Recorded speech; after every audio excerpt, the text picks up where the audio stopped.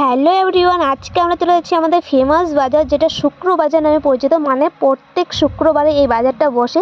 তো দেখো, গাড়িতে বসে পড়েছে আর গাড়ি ছেড়েও দিয়েছে। আর কি কেনাকাটা করবো না করবো কোনো কিছু ভাবিনি, তো চলো গিয়ে দেখি। তো দেখো, নেমে পড়েছে আর এখন আমরা বাজারে প্রবেশ করব।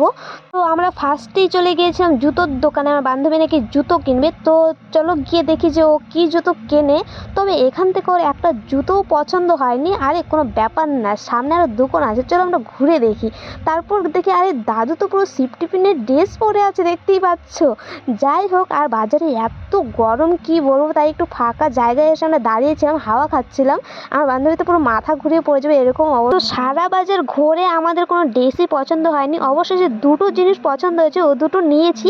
তবে কী নিয়েছি সেটা ভিডিও করা হয়নি। তো চলো, এখন আর দেখাচ্ছি না, বাড়িতে গিয়ে তোমাদেরকে একেবারে দেখাবো। আর এদিকে দেখতে পাচ্ছ আম্বানির মেয়ে পিয়ুষ সরকার, আমার বান্ধবী, সে আমাকে 10 টাকা দামে একটা কর্নেটো খাইয়েছে, তার জন্য অনেক কৃতজ্ঞ থাকবো।